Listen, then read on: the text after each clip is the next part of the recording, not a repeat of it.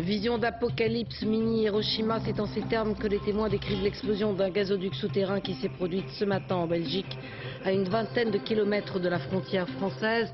Il y aurait au moins 15 morts et plus de 100 blessés, dont certains très grièvement, évacués sur les hôpitaux français jusqu'à la région parisienne. Prudent sur les routes en ce grand week-end de transhumance, la sécurité routière estime que ce sera le plus chargé de l'été et rappelle chacun à la vigilance. Les piscines à monter soi-même que l'on achète en grande surface demandent les mêmes mesures de sécurité que les autres. Au cours des 2 dernières semaines, 2 enfants sont morts noyés dans ces piscines hors sol que l'on croit à tort sans danger. À J-15 des Jeux Olympiques, les Grecs annoncent que tout sera prêt à temps. Tous les sites et infrastructures de ce transport sont opérationnels. Ça a été annoncé ce matin à Athènes.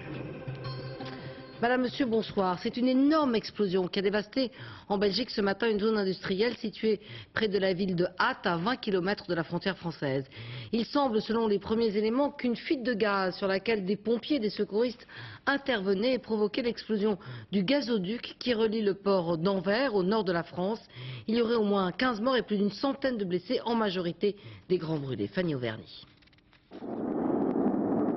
L'explosion vient juste de se produire.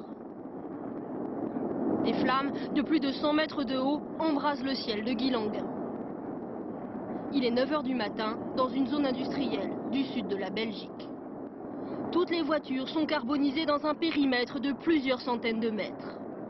Des nuages de gaz en feu sont visibles à des kilomètres à la ronde. Quelques minutes après l'explosion, l'un des témoins qui travaille sur le site raconte. On était à l'intérieur du bâtiment. La chance qu'on a eue, c'est qu'on était presque dehors. Et il y a eu carrément une explosion, donc on a eu un bruit. Et suite au bruit, on a commencé à courir, quoi. Et là, il y a eu des flammes qui sont sorties. Impossible de bouger, c'était impossible, quoi. C'est une fuite de gaz dans une conduite qui est à l'origine de cette catastrophe. Les pompiers, arrivés sur les lieux, n'ont pu empêcher le gaz de s'échapper. Et pour une raison encore inconnue, tout à coup, tout a explosé. Un bruit épouvantable, en fait. C'était 10 fois pire qu'un tremblement de terre. La plupart des blessés travaillent dans la zone industrielle. Ils sont évacués au plus vite vers les hôpitaux de la région. Le plan catastrophe est alors déclenché. Des centaines de pompiers arrivent de toute la Belgique et même de la France. Dans les champs, les secouristes recouvrent d'un linceul les corps des premières victimes. La plupart sont des pompiers arrivés sur les lieux pour maîtriser la fuite. La lutte contre l'incendie a duré toute la matinée. Voici les premières images tournées par la sécurité civile dans les décombres. L'état des bâtiments soufflés témoigne de la violence de l'explosion. Juste au bord du cratère, voici la conduite de gaz défectueuse. Est-elle bien à l'origine de la catastrophe? L'enquête commence ce soir. Si les premiers blessés ont été orientés un peu dans la panique, on l'imagine, vers les hôpitaux de la région, très vite les secours se sont organisés. La France a offert son aide. Les SAMU de Lille, Valenciennes, Arras, Amiens et les hélicoptères ont pu évacuer plusieurs blessés vers Lille, puis vers des hôpitaux de la région parisienne. Et le président Jacques Chirac a adressé ses condoléances au Premier ministre belge. Reportage dans un hôpital sur place, Aurélia Guillemin et Francis Forger. Les blessures de cet homme sont trop importantes. Il est transféré vers un autre hôpital. Sur son corps, des blessures au 3e degré et dans la tête, des images déjà gravées. Une boule de feu, une odeur de gaz et tout a pété. Ici, s'il vous plaît. Depuis cet après-midi, les hélicoptères se relaient en permanence pour transporter dans l'urgence les victimes les plus gravement touchées vers des services de grands brûlés. Mais c'est ici, à l'hôpital d'Ath, le plus proche des lieux de la catastrophe, que les premiers blessés sont arrivés ce matin, dans la panique la plus totale. Je dois dire que la vision qu'on a eue ce matin, c'était apocalyptique. Un peu ému là. Des gens qui se roulent par terre parce qu'ils ont très mal, et des gens qui réclament à boire parce qu'ils ont eu très chaud. Et on ne sait pas si on peut leur donner à boire parce qu'on ne sait pas si oui ou non quelque chose se passe à l'intérieur. C'est très pénible. Après des heures d'attente, cette femme est maintenant rassurée. Son mari est hospitalisé ici. Il est blessé, mais vivant. Elle était sans nouvelles de lui depuis ce terrible coup de téléphone, ce matin, juste après l'explosion. Quand il m'a appelé, la voix, ça tremble. c'est pas normal. Il a dit, moi je vois une ambulance, je vais courir directement dans l'ambulance et après ça c'est coupé, la ligne était coupée, alors ça fait peur. La peur et l'inquiétude encore pour des dizaines de familles. RHMS à Madeleine, bonjour. Au standard de l'hôpital, les appels sont incessants. On cherche un parent, un proche, dont on est sans nouvelles depuis la catastrophe. On essaie de les chercher sur les listes nominatives. On a reçu des autres hôpitaux et on essaie de diriger du mieux qu'on peut. Sur l'ensemble des blessés recensés ce soir, on estime encore qu'une vingtaine d'entre eux sont dans un état très critique. Au moins 200 personnes travaillaient sur le site industriel au moment de l'explosion. Des victimes ont été projetées à une centaine de mètres du lieu de l'explosion sous la violence du souffle, a indiqué un responsable communal de la petite ville de Hatt où une chapelle ardente a été mise en place. L'émotion évidemment est très vive dans la localité et par précaution, les autorités belges avaient demandé aux habitants de rester chez eux. Reportage Frédéric Vion et Patrick Wurstom qui ont pu se rendre sur le site où tout a brûlé. Les témoins parlent d'un véritable enfer de flammes et de chaleur. Ils n'ont visiblement pas exagéré.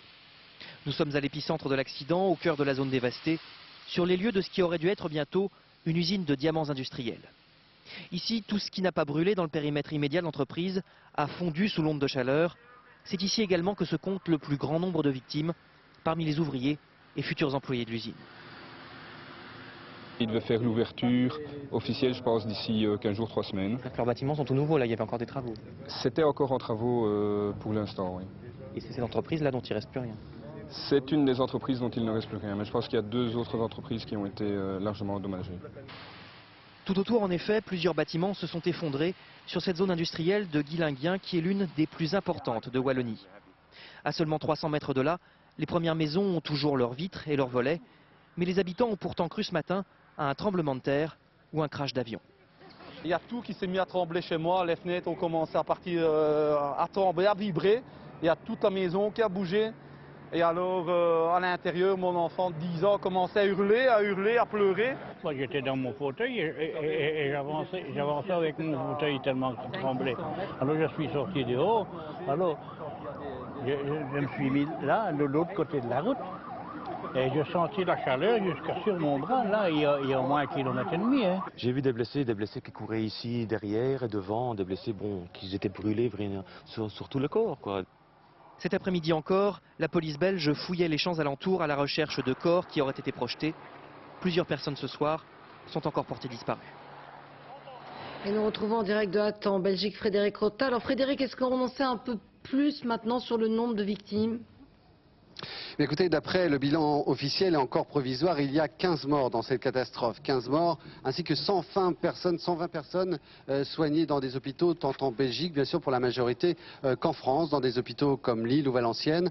2 personnes également très grièvement brûlées ont été transportées par hélicoptère à l'hôpital de Clamart, en région parisienne.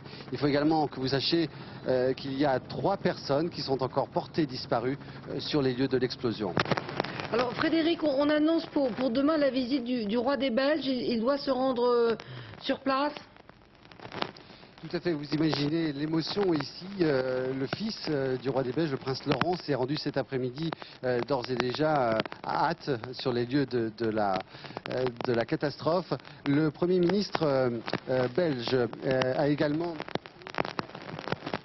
interrompu ses vacances en Italie pour venir témoigner de son émotion. Il a parlé de catastrophe nationale. Il a demandé à ce que les drapeaux soient en berne dès ce soir dans tout le pays. Il a d'ores et déjà également décrété que le jour de l'enterrement des victimes sera considéré comme une journée de deuil national. Et puis la Belgique a reçu un certain nombre de témoignages de la part de pays étrangers comme de la France, bien sûr, par le biais de Jacques Chirac ainsi que de Jean-Paul II.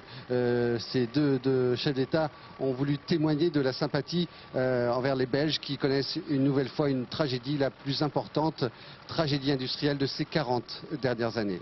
Merci Frédéric, à vous et à toutes nos équipes de correspondants. Je vous rappelle le bilan de cette catastrophe, donc au moins 15 morts et plus de 120 blessés. Les départs en vacances avec un calendrier qui tombe mal pour la circulation routière.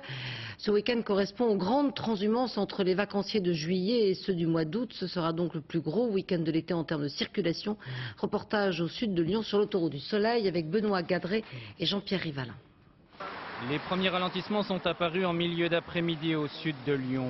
Une circulation en accordéon, en particulier au croisement de la Rocade Est et de l'autoroute A7. C'est ici que les touristes venus du nord ont rencontré les premières difficultés. C'est la galère.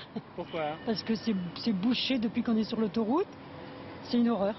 Mais bon, il faut faire avec, c'est les vacances. Les plus chanceux, ceux qui ont pu avancer leur congé d'un jour, sont partis aux aurores. Dès ce matin, le trafic était dense en vallée du Rhône. On préférait partir un petit jour plus tôt pour être plus tranquille sur la route.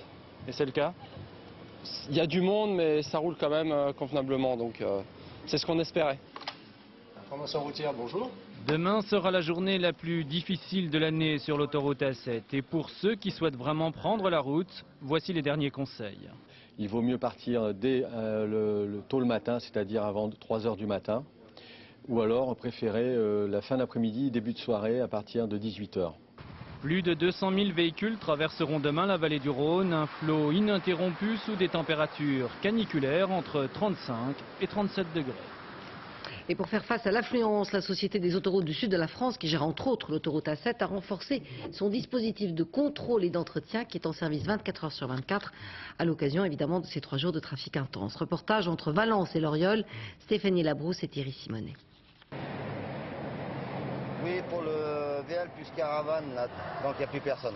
Un véhicule sur la bande d'arrêt d'urgence, un objet sur la chaussée, autant d'éléments susceptibles de perturber une circulation très dense. Aux patrouilleurs d'ouvrir l'œil en permanence, ce week-end, chacun parcourra 1500 km en moyenne sur son secteur.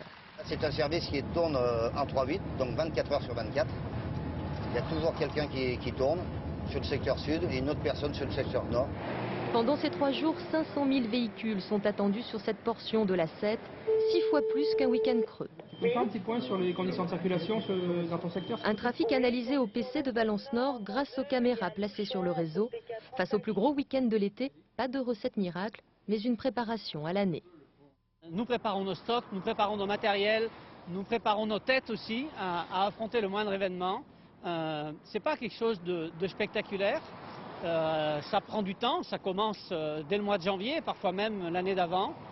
C'est une somme de petites actions, mais qui font que quoi qu'il arrive, on est prêt. On a des batteries qui sont en permanence chargées. Dans ce local, tout est prêt en cas d'accident. Batteries, panneaux lumineux de signalisation et même des bouteilles d'eau stockées si des bouchons s'éternisent. Comme chaque week-end d'été, les effectifs sont renforcés, même pour les endroits les plus inattendus. Des bouchons aux toilettes, oui, souvent, oui. C'est un petit peu dur à gérer les gens qui rentrent dans les WC. Sur les aires comme sur la route, des bouchons semblent demain inévitables. Pour les limiter, les autoroutes du sud de la France vous demanderont de lever le pied aux heures les plus chargées, entre Orange et Valence Sud. Et à Marseille, pour lutter contre la pollution, justement, consigne avait été donnée de diminuer sa vitesse de 30 km/h, dans la limite évidemment des 70 km/h. Une consigne difficilement respectée, comme ont pu le constater Yvan Martinet et Bruno Vignier. Ce nuage qui embrume Marseille, une nappe de pollution. Associés à la chaleur et au vent faible, les gaz d'échappement émis par les voitures engendrent des pics de pollution à l'ozone. Conséquence, ces jours derniers, les Marseillais sont priés de lever le pied. Sur les autoroutes et les voies rapides, les limitations de vitesse sont réduites de 30 km/h. 103 km/h pour une Clio blanche immatriculée. Mais rouler plus doucement pour polluer moins, le message a du mal à passer. Je ne crois pas qu'ils soient vraiment conscients de ce qui se passe. Non. Je pense ou qu'il manque d'informations ou on ne punit pas assez peut-être. Des punitions qui coûtent de 35 à 135 € et des points en moins sur le permis de conduire. Vous êtes encore à 27 km/h au-dessus, donc vous perdez 2 points à votre permis de conduire. Ouais. Non, j'avais fait attention au panneau, mais je ne savais pas s'il fallait vraiment tenir compte de cette limitation de vitesse ou pas. Et ben, j'en ai pas tenu compte et voilà. Dans ces bureaux, on traque ces nuages de pollution.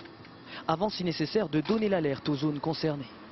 Donc là, on a l'épisode de pollution par l'ozone d'hier. Donc cette tache rouge représente la pollution par l'ozone qui va se créer au niveau de l'étang de Berre et de Marseille, puis se déplacer au gré des vents sur l'arrière-pays. Donc cette tache rouge, elle représente irritation respiratoire, irritation des yeux, baisse de la capacité respiratoire, éventuellement déclenchement de crise d'asthme, ce genre de choses. À Marseille, de la chaleur est annoncée pour ce week-end. À cela, il faut ajouter le chassé-croisé sur les routes. Les experts s'attendent à 3 jours de pic de pollution à l'ozone. Et alors que l'on multiplie les consignes de prudence pour éviter de nouveaux incendies, une de nos équipes de reportage a assisté à une scène invraisemblable sur les bords de l'autoroute près de Cavaillon. Des jeunes mettaient volontairement le feu à des broussailles pour enfumer l'autoroute. Un jeu stupide, ce qui peut leur coûter très cher. Paul de Genève et Vincent Ferreira. Plus de 10 incendies sur moins de 8 km d'autoroute. Vers 16 h cet après-midi, un premier départ est signalé le long de l'A7, près de Cavaillon. Le premier d'une série qui amènera les pompiers jusqu'à Avignon. Des feux de broussailles, mais qui peuvent rapidement dégénérer. C'est difficile parce que ça mobilise beaucoup de nos moyens sur des feux qui ne sont pas très importants. Mais malgré tout, comme vous pouvez voir autour de vous, c'est périurbain. Il y a des maisons habitées qui ont été protégées au dernier moment. Et ça, c'est toujours un peu délicat. L'incendie le plus important s'est déclaré à la sortie d'Avignon Nord. Un Canadair a même été appelé en renfort. Et c'est là, selon les gendarmes, que le ou les incendiaires seraient sortis de l'autoroute. Une voiture de type monospace aurait également été repérée à proximité des départs de feu par le pilote d'un avion de tourisme. Fort heureusement, en ce jour de départ en vacances, l'autoroute n'a pas été coupée. Sans conséquence aujourd'hui, ces feux auraient sans doute pris une toute autre dimension si le vent avait soufflé. Dans le Vaucluse, le risque d'incendie est jugé extrêmement sévère. 8 jours après la découverte des cadavres de 2 jeunes femmes dans le canal de l'Ourcq, à la hauteur de l'écluse de Fresnes-sur-Marne, près de Meaux, le principal suspect est passé à des aveux partiels concernant l'une d'entre elles, la seule en fait à avoir été identifiée.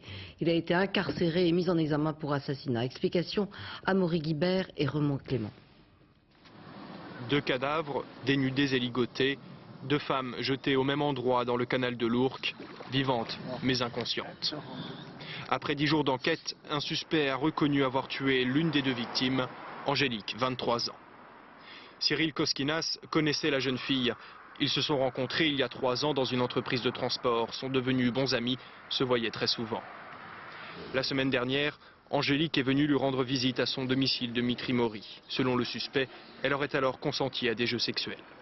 C'était à la suite de jeux sadomasochistes qu'il avait eu un étouffement, la jeune femme s'était étouffée et qu'en somme c'était un accident. Nous avons des éléments objectifs et importants dans le dossier qui montrent que cette version appelle énormément d'interrogations. Au domicile de Cyril Koskinas, les enquêteurs auraient retrouvé des accessoires sadomasochistes, des menottes notamment. Pour l'une de ses amies, Angélique n'aurait jamais accepté de telles pratiques. C'était pas du tout son truc, elle trouvait ça crade. Voilà, non, c'était pas du tout son truc. On avait déjà parlé, c'est pour ça, non. Pour moi, non, c'est pas possible. Pour le second cadavre non identifié, le suspect nie toute implication. Mais le juge d'instruction l'a aussi mis en examen pour cet assassinat. Et puis en Avignon, le juge d'instruction a mis en examen pour assassinat le jeune Marocain qui a reconnu avoir tué à coups de hachette Romain, 15 ans. L'identité et le parcours du meurtrier demeurent incertains, faute de papier.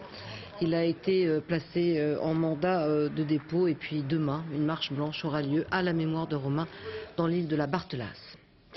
Au cours des 2 dernières semaines en Haute-Garonne, 2 enfants se sont noyés dans ces piscines hors sol que l'on monte soi-même et qui ne sont soumises à aucune réglementation de sécurité, contrairement aux piscines enterrées. Elles sont pourtant tout aussi dangereuses, comme vous l'expliquent Muriel Lassaga et Nicolas Auer.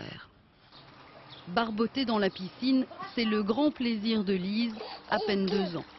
Sa mère ne la quitte pas des yeux et à chaque fin de baignade, c'est le même rituel. On ne peut pas clôturer vu que la piscine est quand même assez haute. Donc c'est la seule sécurité, oui, que j'ai trouvée. Pour empêcher que les enfants n'aillent d'eux-mêmes dans la piscine. Simple précaution qui ne prend qu'une minute. Pourtant, c'est dans ce type de piscine que 2 enfants d'1 an et demi et 2 ans se sont noyés ces 15 derniers jours en Haute-Garonne. Car finalement, grimper à l'échelle devient un jeu d'enfant quand la tentation de l'eau est là. Depuis quelques années, des échelles de sécurité sont recommandées pour ce type de bassin dit hors sol.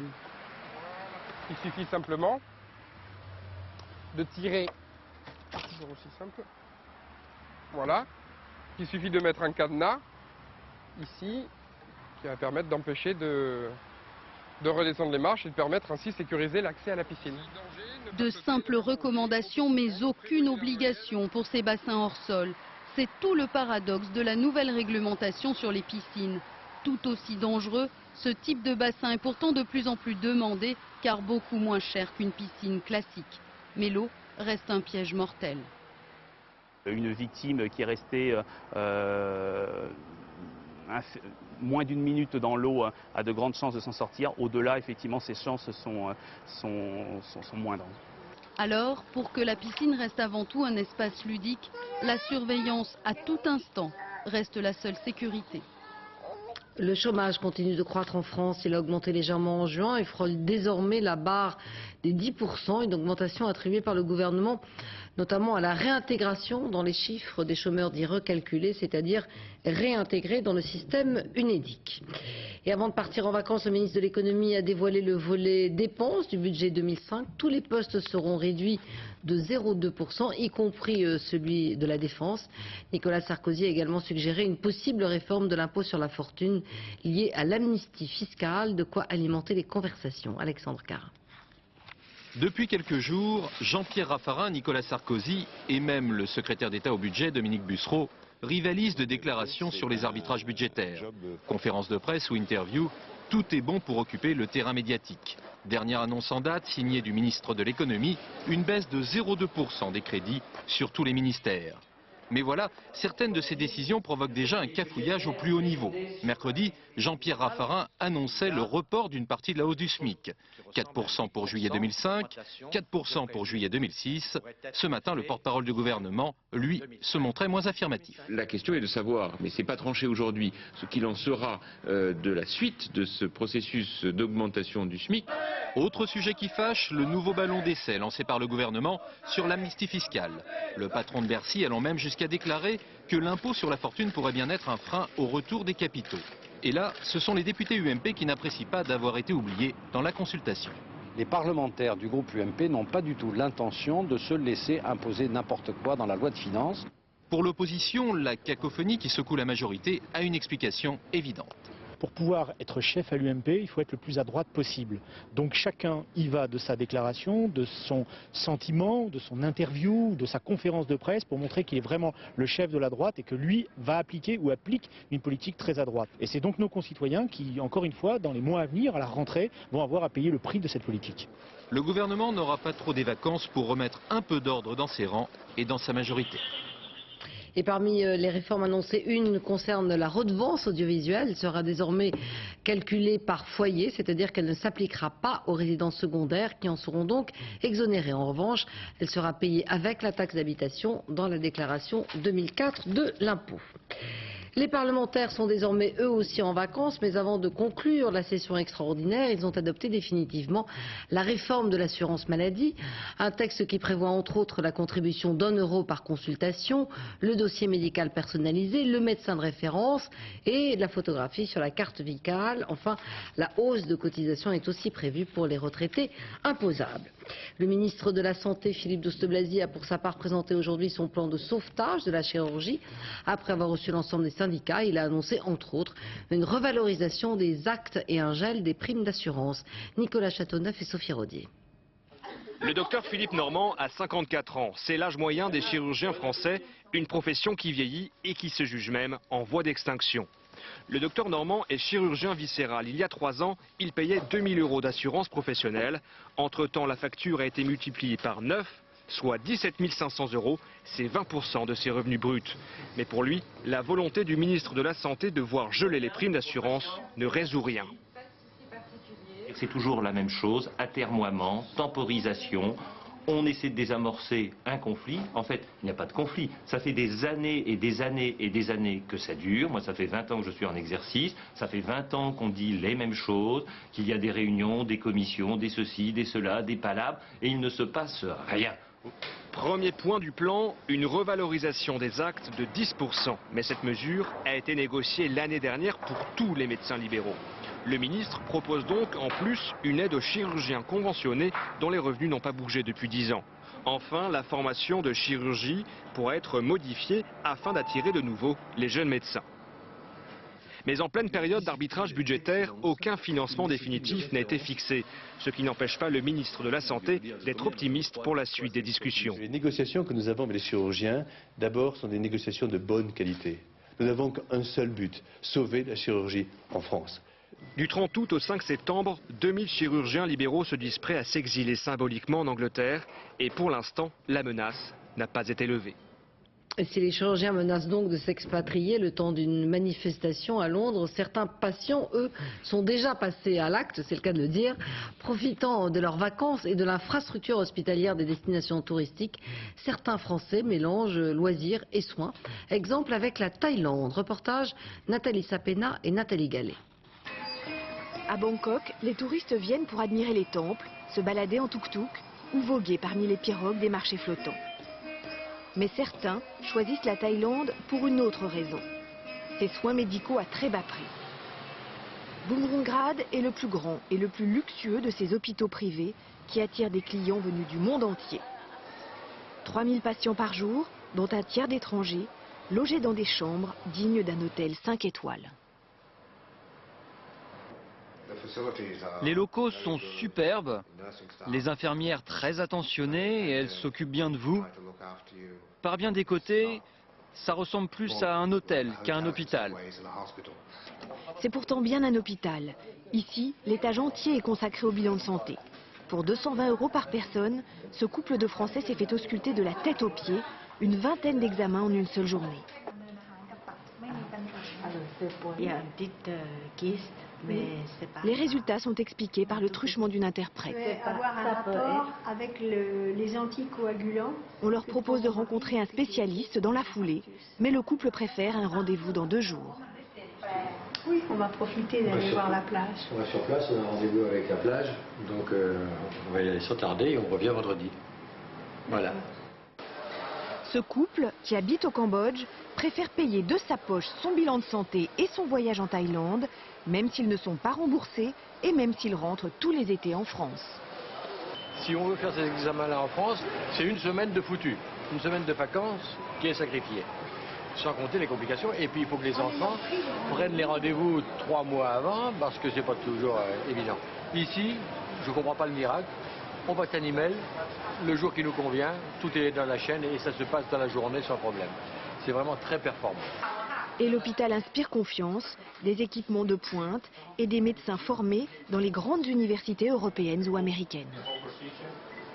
Les patients qui viennent de nombreux pays vous demandent toujours « Où avez-vous fait vos études? Qu'avez-vous appris ?» Mais l'argument massue, c'est le prix. Ici, les tarifs sont 4 à 10 fois moins chers qu'en Europe ou aux États-Unis, grâce à des salaires très bas. En chirurgie esthétique, par exemple, pour se refaire le nez, nous avons un forfait de 2000 $ qui comprend les honoraires du chirurgien, les frais d'hospitalisation et toutes les dépenses liées à l'opération. Aux États-Unis, une opération comme celle-ci coûte de 7000 à 10 000 $. Donc, c'est plus intéressant de prendre un avion classe affaires, se faire opérer puis prendre 2 semaines de vacances. En rentrant à la maison, il vous reste encore de l'argent.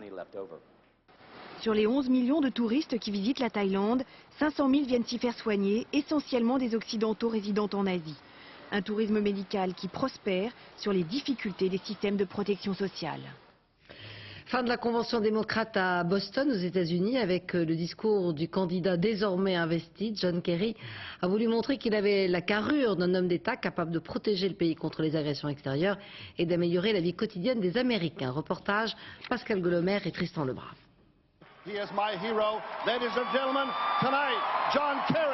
C'est un vétéran du Vietnam qui invite John Kerry à rejoindre la tribune, car rien ne doit être négligé pour asseoir la stature de commandant en chef du candidat démocrate.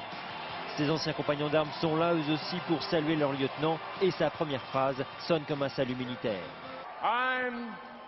Je suis John Kerry et je me présente au rapport. Les républicains lui reprochent ses tergiversations sur la guerre en Irak. John Kerry, lui, a décidé hier d'attaquer plutôt que de se défendre. Je serai un commandant en chef qui ne mènera pas le pays à la guerre pour de mauvaises raisons. En tant que président, je restaurerai cette longue tradition de notre histoire.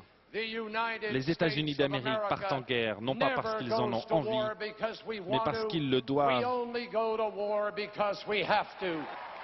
Mais son objectif, c'était avant tout d'assurer aux millions d'Américains devant leur poste de télévision hier soir qu'ils n'hésiteraient pas non plus à montrer les muscles. Qu'on ne s'y trompe pas, je serai prêt à utiliser la force s'il le faut. J'ai défendu mon pays en tant que jeune soldat, je le défendrai en tant que président. John Kerry aura-t-il convaincu les électeurs? Les sondages le diront dans les prochains jours. Les démocrates espèrent en tout cas qu'il creusera l'écart avant que le Parti républicain n'organise sa convention à la fin du mois d'août à New York, autour de George Bush.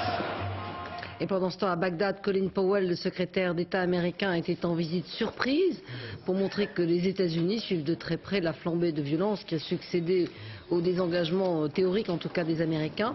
Et il a mis également en garde l'Iran contre toute ingérence en Irak. Dans ce climat de tension, aggravé aussi par les problèmes du géant pétrolier russe Yukos, les cours du pétrole brut atteignent un nouveau record, 49,59 $ le baril à New York. Explication Peggy Leroy et Didi Dahan. Pas de hausse des prix depuis 3 mois dans cette station essence. Mais pour combien de temps encore? Car le pétrole s'achète tous les jours un peu plus cher sur les marchés mondiaux. Aujourd'hui, la bourse de New York s'est affolée. Déjà à 35 $ en avril, cet après-midi, le baril a atteint les 43,59 $, un niveau historique. Un véritable affolement, car le marché craint de manquer de pétrole. Yukos, par exemple, un des plus gros producteurs d'or noir en Russie, risque de mettre la clé sous la porte. Il produit 1 700 000 barils par jour. Mais depuis ses démêlés avec la justice russe, les analystes financiers prévoient la fin de cette entreprise presque tous les jours. Je pense que nous approchons d'une période qu'on appelle la capitulation. Les actionnaires abandonnent leurs titres et ne croient plus en l'avenir de Yukos. Et c'est probablement la meilleure chose à faire. On ne peut pas compter sur la Russie, alors où trouver du pétrole? Pas en Irak, ce pays est trop instable. Et des nations à l'économie florissante comme la Chine consomment toujours plus de pétrole. Bref, une demande mondiale en hausse, une offre qui ne suit pas, on ne voit pas trop d'où pourrait venir la solution. Les stocks ne sont pas extrêmement importants, notamment en Amérique du Nord, aux États-Unis, et les capacités de production inemployées dans les pays producteurs sont en train de fondre comme neige au soleil, à l'exception de l'Arabie Saoudite, mais ce pays a déjà beaucoup augmenté sa production pour satisfaire la demande mondiale. Si aucune baisse du baril n'intervient d'ici 3 semaines, les grands distributeurs devraient revoir leurs prix à la hausse. Grosse déprime des producteurs de fruits et légumes avec une consommation plutôt faible, une concurrence européenne forte et des prix qui couvrent à peine les frais de production. Voilà qui explique la colère des producteurs du sud de la France qui ont organisé aujourd'hui une manifestation. Reportage près de Toulouse, Christelle Marty et Olivier Robert. En quelques secondes, des dizaines de cajots de melons sont à terre. Et puis, c'est tout le rayon fruits et légumes de cet hypermarché qui est saccagé. Ces producteurs du Lot et du Tarn-et-Garonne sont à bout. 1,60 €. Le melon en principe se vend à 0,20, 0,07 ce matin. On sort. Depuis plusieurs semaines, les producteurs de fruits et légumes multiplient les actions pour protester contre les prix payés à la production, trop bas selon eux. Beaucoup affirment ne plus rentrer dans leurs frais, ils accusent les distributeurs. Aujourd'hui, c'est toute la filière fruits et légumes, je dis bien, qui est en péril.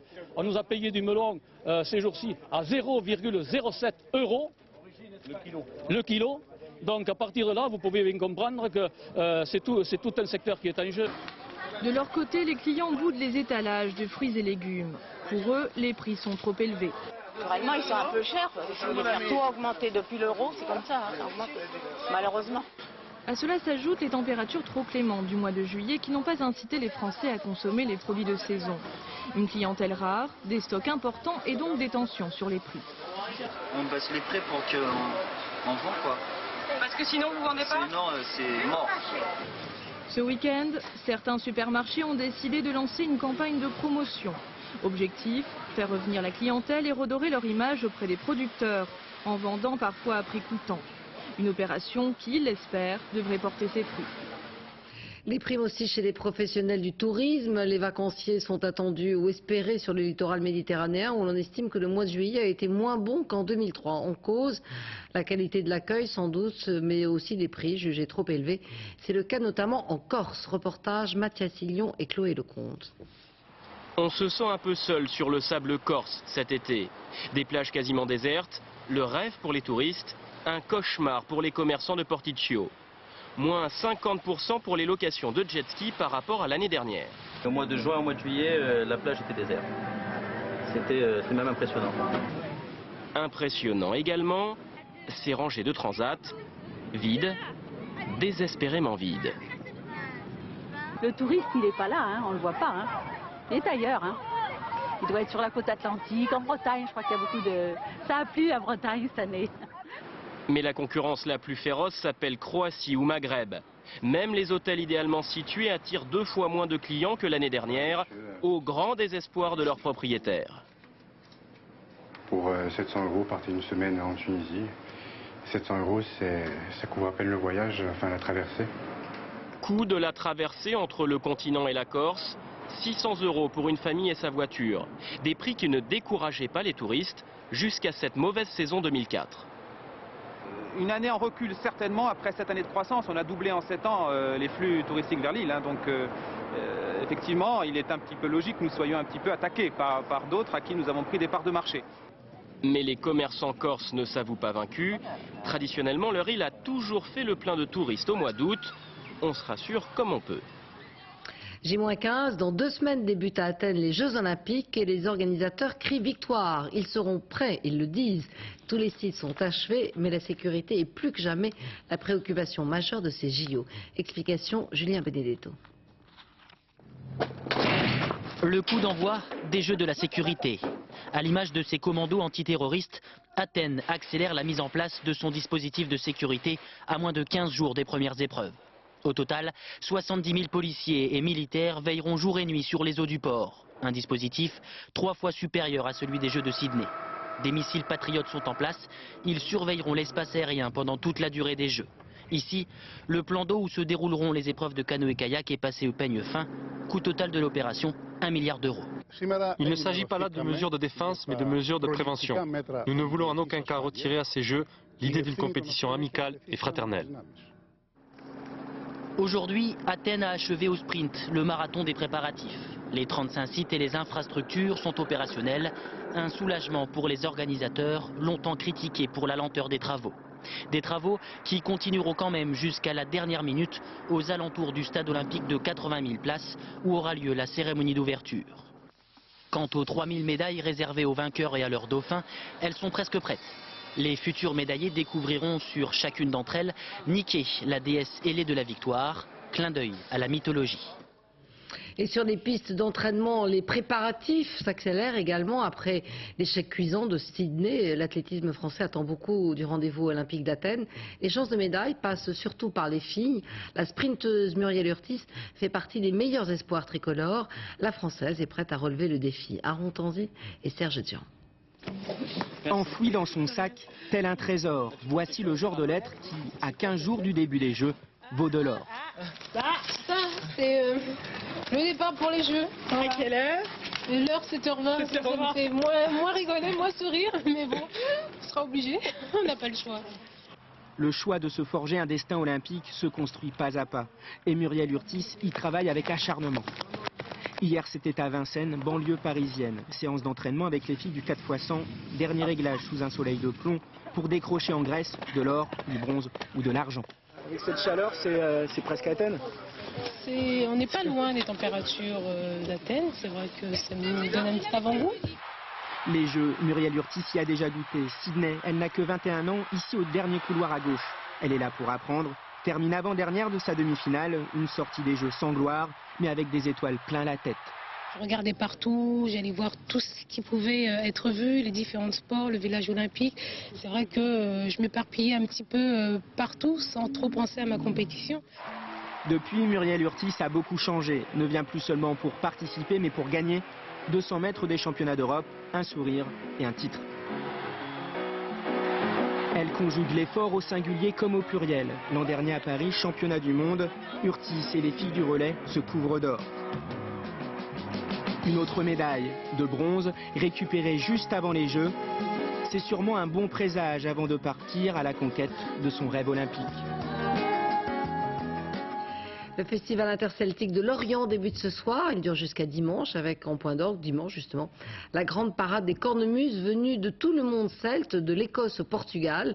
Ambiance et préparatifs sur place avec Emmanuel Lambert et Anthony Masto.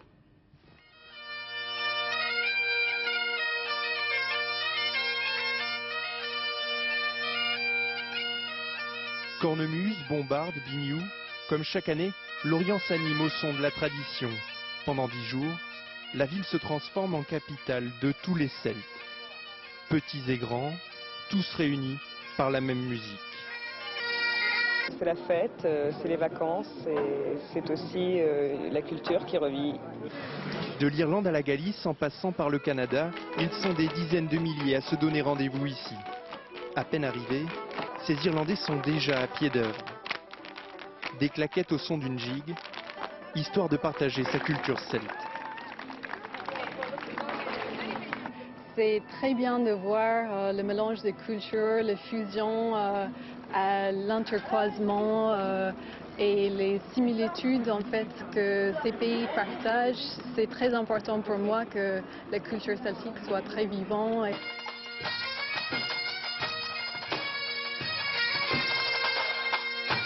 Dernier réglage avant la compétition. Ce bagad traditionnel concourt demain. Objectif, devenir la meilleure formation musicale de France.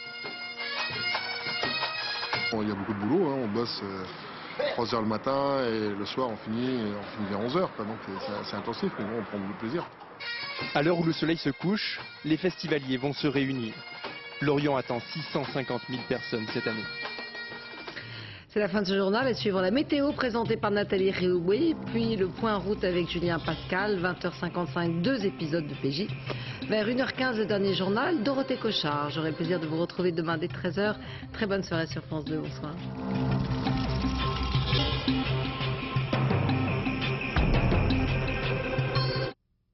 Votre soirée sur France 2.